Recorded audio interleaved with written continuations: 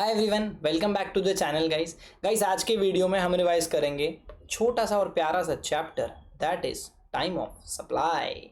बिना किसी देरी के अपन फटाफट से शुरू करते हैं। क्या बोलता है टाइम ऑफ सप्लाई? सर हमको पता है सप्लाई होता है तब हमको जीएसटी कलेक्ट करना पड़ता है, ठीक है। सामने ऐसा सप्लायर रेसिपिएंट पे जीएसटी चार्ज करके उससे जीएसटी कलेक्ट करना पड़ता है।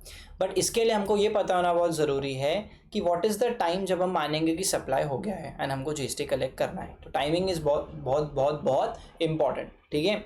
तो टाइम ऑफ सप्लाई डिटरमाइन करता है the point when the liability to pay GST arises for the goods और services. It varies based on the type of supply and the method of taxation. Forward है कि reverse है, ठीक है। फिर किस टाइप का सप्लाई है उस पर भी डिपेंड करता है, गुड्स है कि सर्विस है, फॉरवर्ड है कि रिवर्स है। इसके लिए अपने को डिटेल में पढ़ना पड़ेगा, दो पार्ट्स में पढ़ेंगे। पहले सप्लाई ऑफ गुड्स पढ़ेंगे and then supply of services पढ़ेंगे, ठीक है। तो सबसे पहले सप्लाई ऑफ गुड्स में आपको ये पता होना बहुत ज़रूरी है कि what is the last date और what is the time limit to issue the invoice, ठीक है, in case you are supplying the goods. तो अगर आप गुड्स सप्लाई कर रहे हो तो उस केस में the time limit to issue the invoice क्या होनी चाहिए? देखो सर, अगर आप कोई गुड्स सप्लाई करते हो और आपके सप्लाई में उन गुड्स का मूवमेंट इन्वॉल्व है या नहीं, आपको ये चेक करना पड़ेगा। तो सर अगर तो मूवमेंट इन्वॉल्व है then in that case before और at the time of removal, ठीक है, इससे पहले कि गुड्स मूव होने मतलब रिमूव होते हैं अपने जगह से, लोकेशन से, उस टाइम पे या उसके पहले आपको इनवॉइस इशू कर देना चाहिए। That is the last date of issuing the invoice. And अगर गुड्स के जनरल केसेस में मूवमेंट इन्वॉल्व नहीं होता तो फिर जिस टाइम पे आप गुड्स की डिलीवरी कर रहे हो उस टाइम पे या बिफोर दैट पर्टिकुलर टाइम आपको गुड्स का इनवॉइस इशू कर देना चाहिए। दूसरा आता है कंटिन्यूस सप्लाई। एक होता है कि आप over a period of time continuous basis पे सप्लाई करते जा रहे हो, राइट। से फॉर एग्जांपल आपने क्लियर कट बोल के रखा है कि मैं आने वाले 12 महीने तक हर बार आपको एक सर्टन क्वांटिटी का माल भेजता रहूंगा। अब यहाँ पे क्या हो रहा है, आप कंटिन्यूस बेसिस पे सप्लाई कर रहे हो, आप थोड़ा थोड़ा इंस्टॉलमेंट पे माल भेजोगे और अकॉर्डिंगली थोड़ा थोड़ा आपको पीरियोडिकल बेसिस पे पेमेंट आएगा, ठीक है। तो आपको कब, what will be the last date of issuing the invoice in this case? Issue of periodical statement, पैसे जब देने का वो स्टेटमेंट आता है वो, या फिर receipt of the periodical payment. आपने मान के चलो जैसे आधा इंस्टॉलमेंट दिया, एक इंस्टॉलमेंट दिया तो आपने क्या कर दिया, एक पीरियोडिकल स्टेटमेंट जारी कर दिया कि बॉस हमने ना एक आपको इंस्टॉलमेंट दे दिया है, ठीक है। उसके लिए आपने एक स्टेटमेंट दे दिया कि इतना अमाउंट आप इतना क्वांटिटी का डिलीवरी हो चुका है, या accordingly receipt of the periodical payment हो जाता है मुझे उस टाइम पे या उस टाइम के पहले, बिफोर और at the time of either of the following मेरे को इनवॉइस इशू करना पड़ेगा, राइट। इसके बाद आता है गुड्स। बहुत बार क्या होता है, आपने पढ़ा होगा सेंट ऑन अप्रूवल और रिटर्न बेसिस कि भाई अभी हम आपको गुड्स भेज रहे हैं, एक हफ्ते तक का टाइम है, गुड्स को प्रॉपर अच्छे तरीके से आप एनालाइज कर लो, ठीक है, आप देख लो, इवैल्यूएट कर लो कि आपको ये सूट होता है कि नहीं होता है। 7 दिन के अंदर हमको बता देना कि आपको गुड्स एक्सेप्टेबल है या नहीं है। अगर आप 7 दिन के अंदर नहीं बताओगे तो 8वें दिन 7वें दिन हम मान लेंगे कि आपके गुड्स हो चुके सनम। ऐसा जनरली पढ़ा अपन ने, ठीक है। तो यहाँ पे क्या होता है, 7 दिन ना मान के आपको क्या करना है, 6 मंथ्स मानना है, ठीक है। सबसे पहले तो जब कभी भी सामने वाला अप्रूवल पे जब गुड्स मिलता है और वो कुछ टाइम पीरियड में बता देता है कि मुझे तो गुड्स एक्सेप्टेबल है उस टाइम पे, या फिर अगर वो कुछ नहीं बोल रहा है ना, तो जब मैंने उसको अप्रूवल के बेसिस पे गुड्स भेजे थे, ठीक है, जब मैंने goods sent on approval basis के लिए गुड्स भेजे थे, मेरे गोडाउन से या मेरे वेयरहाउस से गुड्स रिमूव हुए थे, उस दिन से 6 महीना या फिर time of supply whichever is earlier, उस टाइम पे मतलब मानना पड़ेगा कि अपना last date of the invoice होगा। कैसे सर? एक टाइमलाइन लेके समझते हैं। देखो मेरा कहने का क्या मतलब है कि मान के चलो मैंने आपको गुड्स भेजे थे 1 अप्रैल 2024 को, आपने इसका मेरे को 6 महीने यहाँ से कितने जाएंगे, 30 सितंबर जाएगा, ठीक है। 30 सितंबर 2024 will be 6 month from the date of removal, ठीक है, date of removal of the goods. अभी मान के चलो आपने इस पीरियड, ठीक है, इस पीरियड के बीच में कभी तो भी अगर मेरे को बता दिया, ठीक है, लेट्स अज्यूम यहाँ पे आपने बता दिया, क्या डेट है इस दिन की, आप पकड़ लो 1 जुलाई 2024। इस दिन पे आपने अगर वो अपना अप्रूवल दे दिया कि भाई हमको तो गुड्स मंजूर है, तो दिस डेट और लास्ट डेट यानी 6 months from the date of removal that will be 30th of September. इन दोनों में से जो भी अर्लियर होगा that will be the last date of issue of invoice.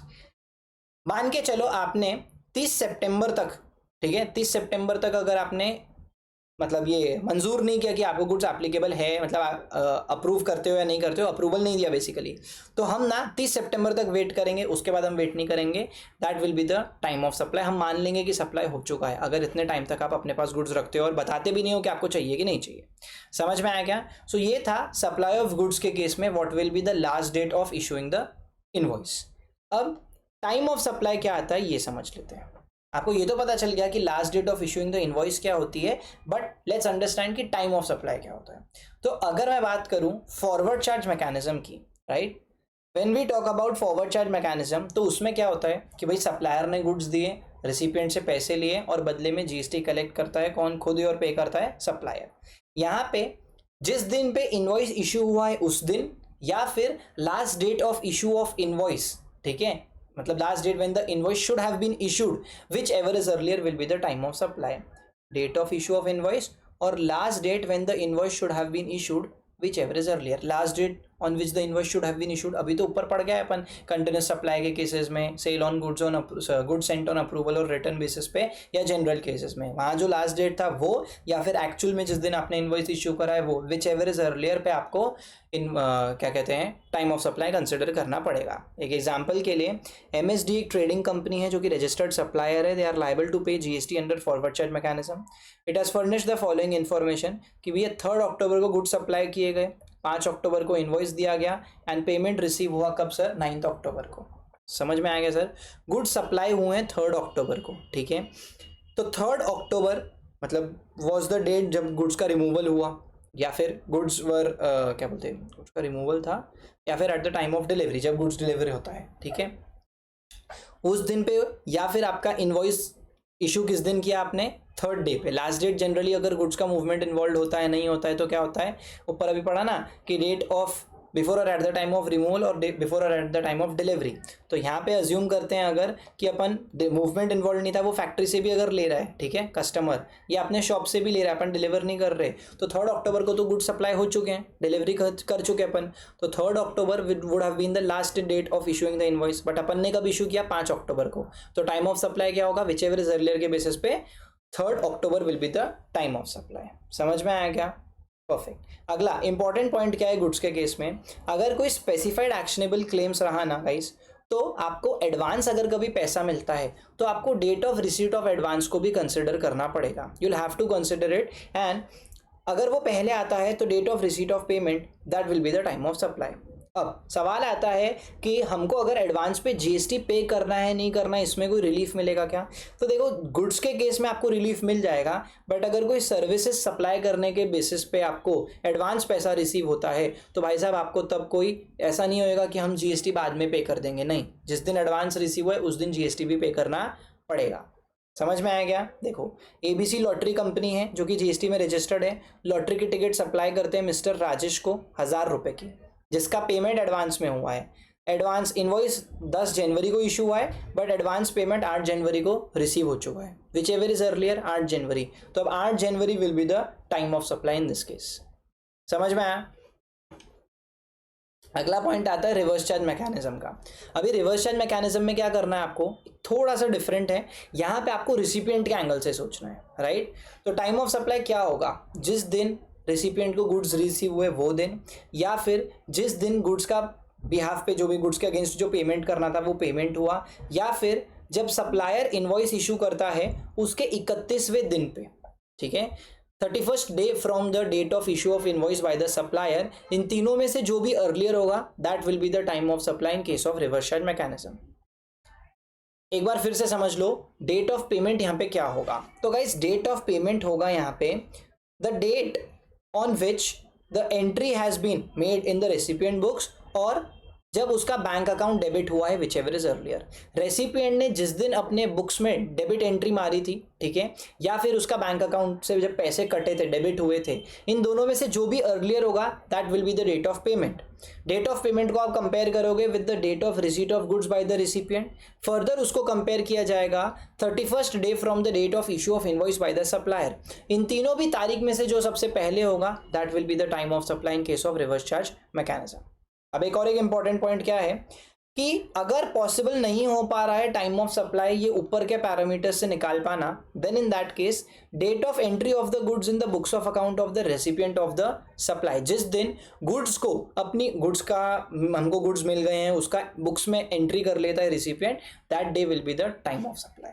अरे समझ में आया क्या? अरे यस सर नो। देखो मिस्टर ए एक अनरजिस्टर्ड फार्मर है जो कि रॉ कॉटन सप्लाई कर रहा है, ठीक है, ही supplied raw cotton to XYZ textiles जो कि एक रजिस्टर्ड डीलर है। अब ऐसे केसेस में ये अनरजिस्टर्ड बंदा है, उसने सामने एक रजिस्टर्ड बंदे को सप्लाई किया है, लेट्स अज्यूम यहाँ पे रिवर्स चार्ज मैकेनिज्म लगता है। डेट ऑफ सप्लाई था 10 जनवरी का, इनवॉइस इशू किया है 12 जनवरी को, पेमेंट किया है 20 जनवरी को। भैया किस दिन उसको रिसीव हुआ? 10 जनवरी को।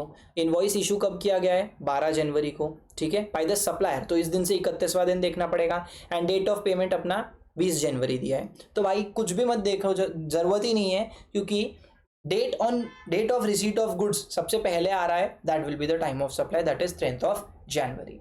आई होप आई एम क्लियर। चलो फटाफट से आगे बढ़ते हैं। पेमेंट अगर कभी आप किसी इनवॉइस के अगेंस्ट एक्सेस कर देते हो, जितना इनवॉइस वैल्यू था उससे थोड़ा ज्यादा का पेमेंट कर देते हो, एंड इफ दैट ज्यादा का वैल्यू 1000 से ज्यादा है या 1000 तक है, उस पर पूरी कहानी है यहाँ पे। Payment up to 1000 in excess of the invoice अगर हो रहा है, क्या हो रहा है सर? अप टू 1000 का पेमेंट आपने एक्सेस किया है, जैसे वैल्यू अगर इनवॉइस की 4000 की थी, आपने 5000 दे दिया, 4800 दे दिया, तो एक्सेस अमाउंट 800 या 1000 अप टू 1000 है। उस केस में क्या होगा? और जब 1000 से ज्यादा दे दोगे तब क्या होगा? देखो सर, सप्लायर जो है ना वो चूज कर सकता है the date of invoice issued with respect to such excess amount as the time of supply for such excess value, ठीक है। मतलब अगर आपका एक्सेस पेमेंट अप टू 1000 है ना, तो वो एक्सेस पेमेंट के लिए आप टाइम ऑफ सप्लाई को date of issue of invoice ही मान सकते हो जिसके अगेंस्ट आपने एक्सेस पेमेंट किया है। बट अगर आपने एक्सेस पेमेंट 1000 रुपए से ज्यादा का कर दिया, देन इन दैट केस वो जो एक्सेस अमाउंट है उसके लिए time of supply will be the date on which you made the payment, right. एक एग्जांपल देखो, सब चीज समझ में आ जाएगी। एबीसी इलेक्ट्रॉनिक्स ने टेलीविजन सप्लाई करा था मिस्टर शर्मा को, एंड इनवॉइस इशू करा था 15 जनवरी को। गुड्स है, date of issue of invoice, ठीक है। अच्छा अपन उसमें नहीं जाएंगे अभी आप देखो 15 जनवरी को दिया था, इनवॉइस का वैल्यू था 20,000 का, शर्मा जी ने पेमेंट करा 20,500 का 18 जनवरी को। अब यहाँ पे आपने गुड्स के केस में जनरली अपना supplier can choose the invoice date. अब यहाँ क्या होगा, क्योंकि आपका पेमेंट 1000 रुपए जो एक्सेस अमाउंट है वो 500 है, दैट इज अप टू 1000, तो ऐसे केसेस में 15 जनवरी जो है ना, ठीक है, उसको भी चूज किया जा सकता है, date of issue of invoice को भी चूज किया जा सकता है as the time of supply, क्योंकि date of issue of invoice होता है last day of issue of invoice होता है गुड्स के केस में। टेलीविजन बेचा है तो टाइम ऑफ सप्लाई वो होगा 15 ऑफ जनवरी, जिस दिन इशू किया है इनवॉइस, और गुड्स भी उसी दिन सप्लाई हुए हैं, तो last date of issue of invoice भी वही होना चाहिए था। पेमेंट 18 तारीख को हुआ है, तो क्या मैं वो एक्सेस अमाउंट का टाइम ऑफ सप्लाई 18 तारीख मानूं? नहीं, जरूरत नहीं है, आपके पास ऑप्शन है। If you have made the excess amount, ठीक है, अप टू 1000, तो आप उस 500 रुपए के लिए 15 जनवरी को place of time of supply मान सकते हो। हाउएवर अगर आप पेमेंट 21,500 का कर देते थे तो आपने एक्सेस 1500 रुपए दिए, विच इज ग्रेटर देन 1000। अब यहाँ पे आपके पास मौका नहीं होगा कि इनवॉइस वाली डेट को मैं टाइम ऑफ सप्लाई मानूं, यहाँ पे आपको 18 तारीख को ही टाइम ऑफ सप्लाई मानना पड़ेगा फॉर 1500 रुपीज, एंड 20,000 जो कि आपका सप्लाई ऑफ गुड्स था उसके लिए आपको date of issue of invoice और the last date of issue of invoice यानी कि 15 जनवरी को टाइम ऑफ सप्लाई मानना पड़ेगा। आई होप आई एम क्लियर। चलो, अब बहुत बार आपने सुना होगा वाउचर मिलते हैं, गिफ्ट वाउचर्स मिलते हैं, ठीक है। तो वाउचर्स के केस में आपको कुछ ना कुछ सप्लाई तो किया जा रहा है, उसकी मॉनेटरी वैल्यू भी है, तो वो वाउचर का टाइम ऑफ सप्लाई क्या माना जाएगा? अब यहाँ पे आपको दो चीज चेक करनी है। जब वाउचर दिया जा रहा है तो उससे आप क्या खरीदोगे, क्या ये eight the time of issuing the voucher identifiable है? मैंने आपको एक फ्लिपकार्ट का गिफ्ट वाउचर दिया है 1000 रुपीज का, उसमें क्लियर कट ये लिखा हुआ है कि भाई साहब आप क्या कर सकते हो, इससे कोई भी कॉस्मेटिक आइटम खरीद सकते हो। तो मतलब eight the time of issuing the voucher आपको पता है, आइडेंटिफाइबल है कि आप इसको कहाँ पे यूज करोगे। देन इन दैट केस जिस दिन वाउचर इशू हो रहा है ना, वही टाइम ऑफ सप्लाई होगा। बट अगर it is open to buy anything, मतलब वो वाउचर से आप कुछ भी खरीद सकते हो, ठीक है, फ्री यूज है उसका, तो ऐसे केसेस में जिस दिन आप उसका रिडेम्पशन करोगे, जिस दिन उस वाउचर को रिडीम करके आप यूज करोगे और कुछ खरीदोगे, दैट डेट, जिस दिन हमको पता चल जाएगा ना आपने क्या खरीदा, that date will be the time of supply in case of unidentifiable vouchers. देखो एक एग्जांपल है, आपने गिफ्ट वाउचर खरीदा है 500 रुपए का from a book store, the voucher is specifically for purchasing books only. अब आपको पता है इसका स्पेसिफिक पर्पस क्या है, तो since the supply is clearly identifiable at the time of issuing the voucher, the date of issuing the voucher will be the time of supply. The book store accounts for tax on the 500 rupees का value at the time of issuing the voucher. I hope I am clear. आगे आता है residual cases. अब residual cases का क्या मतलब, अगर कोई ऐसी सिचुएशन है जो कि ऊपर दिए गए चारों भी पॉइंट्स में कवर नहीं होती तो आ जाओ रेसिडुअल केस में। और यहाँ पे आप टाइम ऑफ सप्लाई कैसे निकालोगे, due date of filing the annual return, filing the return और डेट ऑफ टैक्स का पेमेंट। ठीक है, जिस भी दिन आपने रिटर्न फाइल करने की ड्यू डेट होती है वो डेट, या फिर जिस भी दिन आपने टैक्स का पेमेंट किया है, इन दोनों में से जो भी अर्लियर होगा that will be the time of supply. ठीक है, जैसे मैन्युफैक्चरिंग कंपनी है, इन्होंने एक डैमेज्ड मशीनरी बेची है, ठीक है, which is not part of a regular business operations, तो ऐसा तो है नहीं कि कुछ गुड सप्लाई करें as a business purpose to the scrap dealer as a one time disposal. एक ही बार किया, ऐसे बार बार थोड़ी करोगे। Transaction does not fall under the usual provisions for determining the time of supply. अब ऐसे केसेस में मशीन ट्रांसफर 15 जून को हुई, जनवरी को हुई, जीएसटी का पेमेंट आपने 5 जनवरी को किया, रिटर्न फाइल करना आपको 11 तारीख को था। ठीक है, एंड पेमेंट का चलो मैं 20 फेब भी अगर मानूँ 3B का, तो आपने पेमेंट तो पहले ही कर दिया 5 फेब को, तो 5 Feb will be the time of supply. समझ में आया। तो रेसिडुअल केसेस में due date of filing the return और date of the tax payment whichever is earlier. Finally last part goods का बात करता है लेट फीस या इंटरेस्ट की। ये क्या बोलता है कि अगर कभी भी आपको कोई लेट पेमेंट किया या उसके लिए आपको कोई लेट फीस या इंटरेस्ट पे करना पड़ रहा है, तो जिस भी दिन आप ये लेट पेमेंट या इंटरेस्ट पे कर रहे हो ना, date when the additional amount is received, that will be the time of supply.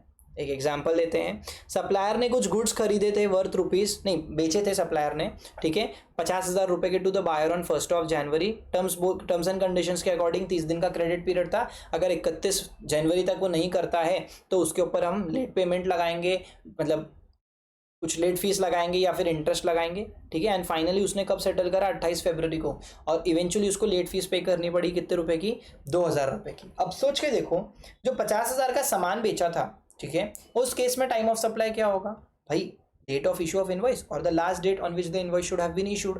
तो अब ऐसे केसेस में तो भाई अपन ने 1 जनवरी को दे दिया है, तो 1 जनवरी को सपोज करते हैं कि वही दिन पे अपन ने डिलीवर करा है, तो उसी दिन इनवॉइस भी इशू हो जाना चाहिए था, और उसी दिन इनवॉइस इशू हुआ भी है। ठीक है, तो 1 जनवरी will be the time of supply for that 50,000 का पैसा अमाउंट। बट जो 2,000 रुपए है ना, उसके लिए time of supply will be the date on which the actual payment has been received, that is 28 February. I hope I am clear. इसी के साथ गुड्स का टाइम ऑफ सप्लाई होता है समाप्त। आ जाओ अब फटाफट से सर्विस के केस में।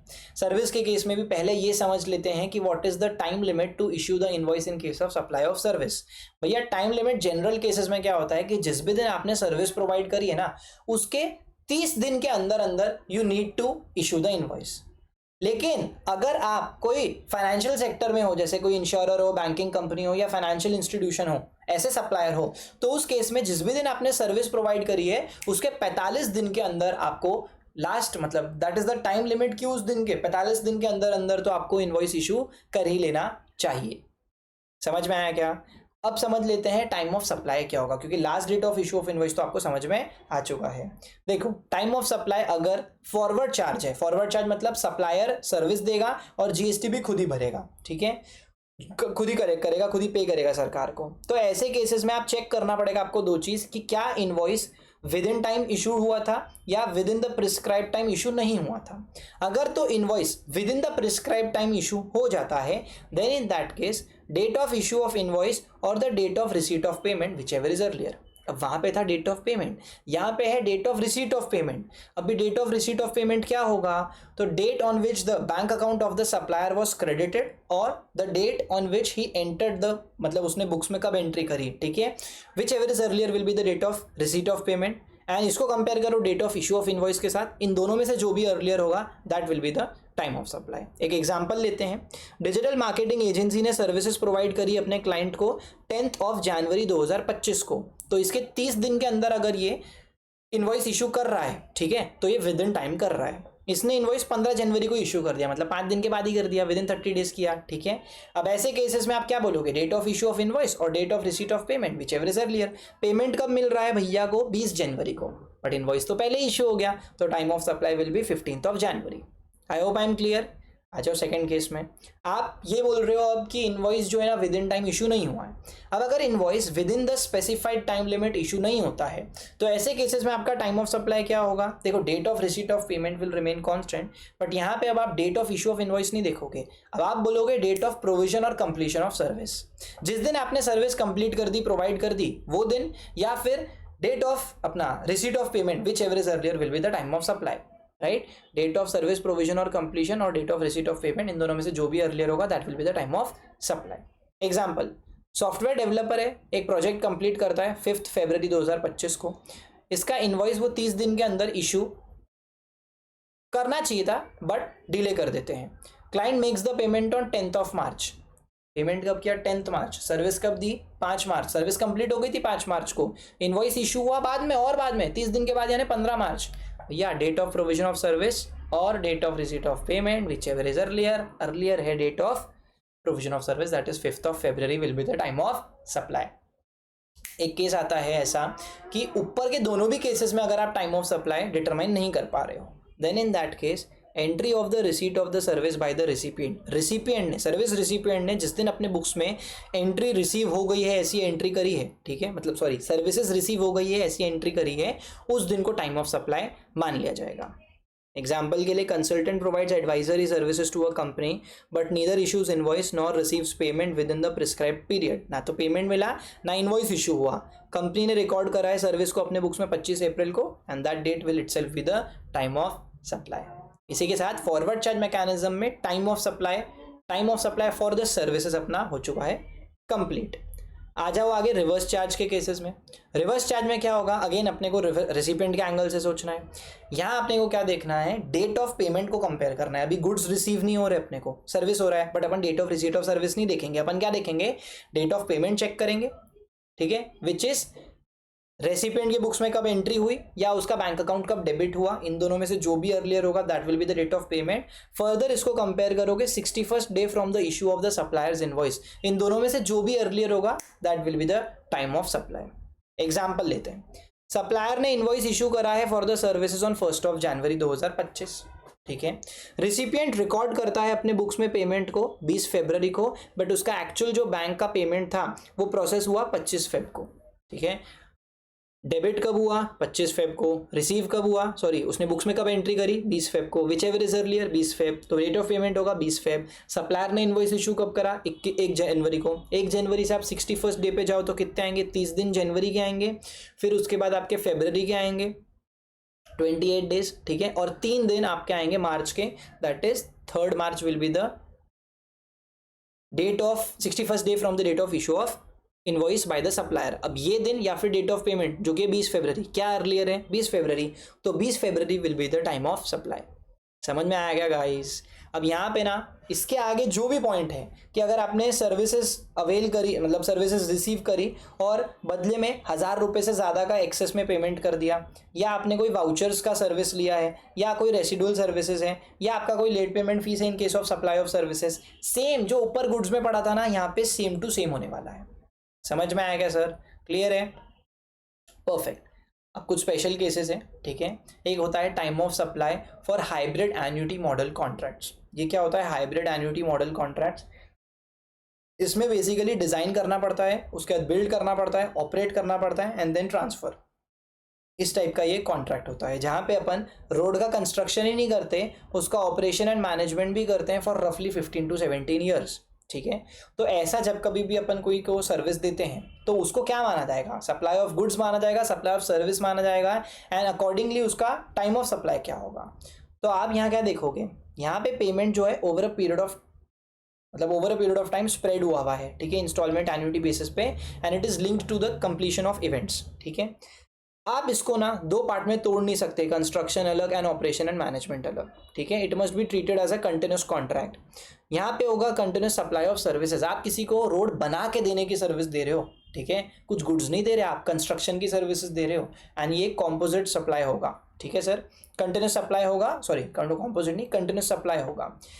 अब यहाँ पे इसका टाइम ऑफ सप्लाई आप कैसे डिटरमाइन करोगे? आप ये चेक करो कि क्या इनवॉइस इशू टाइम पे हुआ है with in the prescribe time limit, या इनवॉइस इशू नहीं हुआ है टाइम पे। अगर टाइम पे होता है तो date of issue of invoice और date of payment whichever is earlier. ठीक है sir. Date of issue of invoice और डेट ऑफ पेमेंट। अब यहाँ पे डेट ऑफ पेमेंट को क्या देखोगे कि जिस दिन अपन के रिसिपिएंट ने अपने बैंक अकाउंट को डेबिट मारा था या अपने उसके बुक्स में उसने एंट्री करी थी, whichever is earlier will be the date of payment compared with date of issue of invoice. अगर विद इन टाइम हुआ है तो दोनों में से जो भी अर्लियर होगा that will be the time of supply. But अगर इनवॉइस इशू टाइम पे नहीं होता तो due date of the payment यानी कि date of provision of service और date of receipt of payment whichever is earlier. जैसा ऊपर पड़ा था ना सप्लाई ऑफ सर्विसेज के, इसमें सेम ही है, ठीक है। And interest included in the annuity payments is also taxable under section 15(2)(d)। ये बात कर रहा है आपसे वैल्यू ऑफ सप्लाई की कि उस पर इंटरेस्ट पे भी वैल्यू ऑफ सप्लाई में ऐड हो जाएगा और उस पर भी टैक्स लग जाएगा। चलो ठीक है, आ जाओ लास्ट पॉइंट पे। आप अगर कोई स्पेक्ट्रम यूज करने का, स्पेक्ट्रम मतलब जो होता है ना टेलीकॉम ऑपरेटर्स, क्या गवर्नमेंट के द्वारा जो टेलीकॉम स्पेक्ट्रम की सर्विसेज दी जाती है वो टेलीकॉम ऑपरेटर्स यूज़ करते हैं, जिसके वजह से अपन बहुत डिस्टेंस से भी कॉल पे बात कर पाते हैं, ठीक है। तो उसका जो पेमेंट करता है कोई भी टेलीकॉम ऑपरेटर गवर्नमेंट को, उस केस में टाइम ऑफ सप्लाई क्या होगा। पहले बात तो क्या जीएसटी अप्लाई होगा? बिल्कुल होगा सर, क्योंकि GST is applicable on the spectrum usage rights as it is treated as a supply of service under GST. तो उस पर जीएसटी अप्लाई होगा। समझ लेते हैं उसका टाइम ऑफ सप्लाई क्या होगा। देखो, आपने अपफ्रंट पेमेंट किया है या आपने डेफर्ड पेमेंट किया है, सर्विसेज जो आपने ली गवर्नमेंट से स्पेक्ट्रम की यूजेज की, उसके बाद टेलीकॉम ऑपरेटर ने उसको ऑन स्पॉट पेमेंट किया है, अपफ्रंट पेमेंट किया है या फिर डेफर्ड पेमेंट किया है। अगर अपफ्रंट पेमेंट किया है तो due date of the payment और date when the payment is made whichever is earlier. अगर ड्यू डेट के पहले ही दे दिया तो उस डेट को कंसिडर करना, ड्यू डेट के बाद दिया तो ड्यू डेट को कंसिडर करना। अगर डेफर्ड पेमेंट है तो date of instalment when it is paid और due date of instalment whichever is earlier, जिस दिन पे किया वो दिन या due date of the instalment whichever is earlier, that will be your, अच्छा इंस्टॉलमेंट का ड्यू डेट, ठीक है, that will be your time of supply. And the same applies to other government allocated resources as well with the similar payment terms.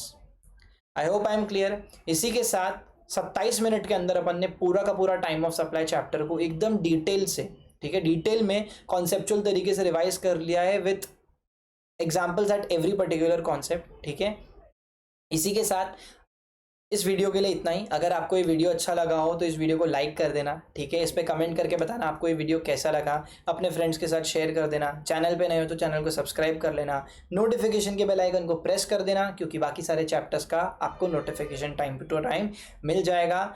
और ऐसे और videos के लिए wait करो, बहुत ही जल्दी आपको अगले चैप्टर का भी रिविजन मिल जाएगा। नोट्स चाहिए तो टेलीग्राम चैनल का लिंक दिया है डिस्क्रिप्शन बॉक्स में, वहां से जाके आप फ्री ऑफ कॉस्ट एक्सेस कर सकते हो। मिलता हूं आपसे बहुत ही जल्दी नेक्स्ट वीडियो में, तब तक के लिए bye bye, all the very best, पढ़ते रहो।